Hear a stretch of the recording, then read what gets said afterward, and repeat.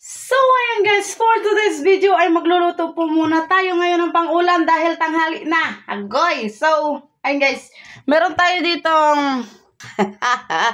ayan guys, may tinadta tayo ditong bawang, tapos sibuyas, tapos kinunot na pritong isda, tira kanina. Agoy!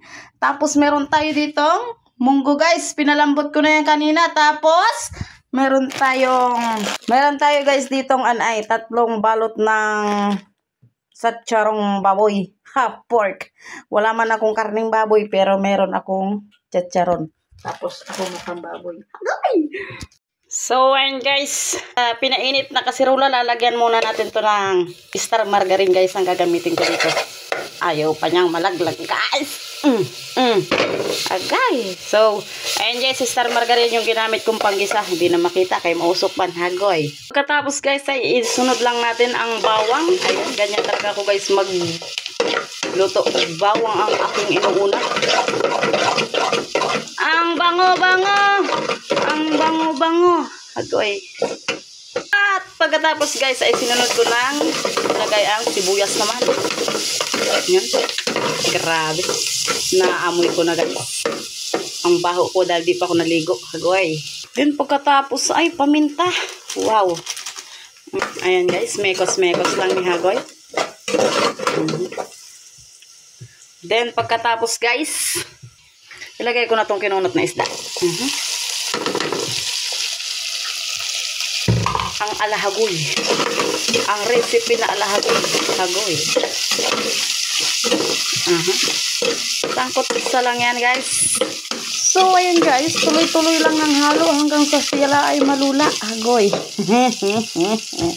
So pagkatapos guys niyang masangkot sa ay sinunod ko namang ilagay ay yung munggo at balatong. Yan.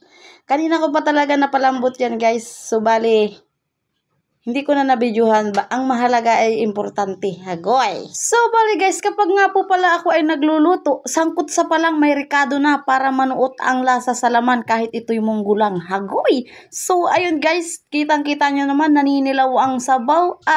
Ay dahil ho yan sa margarine. Hagoy. So, ayan na guys, kumukulo na guys yung aking inaluto.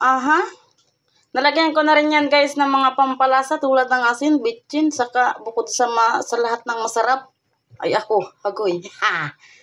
So, ayun guys. Dahil nga sa siya ay kumukulo na, so saka naman po natin ilalagay itong tsitsarong baboy. Sabi sa inyo, masarap ang baboy ay. Hindi ko na lang alam guys kung anong lasa niyan. Gawa ng may isda yan, tapos may tsitsarong baboy ay baka ano ay. Basta, nagkagulo. Hagoy. So, ayun guys, lagay ko na lang po. Basta guys, pag ako ang nagluluto, ako ang masusunod kung anong gusto kong ilagay sa aking inaluto. Kaya, ayan, may isda na, masitsaron pa. Kaya, hagoy. Parang ang sarap naman guys, oh.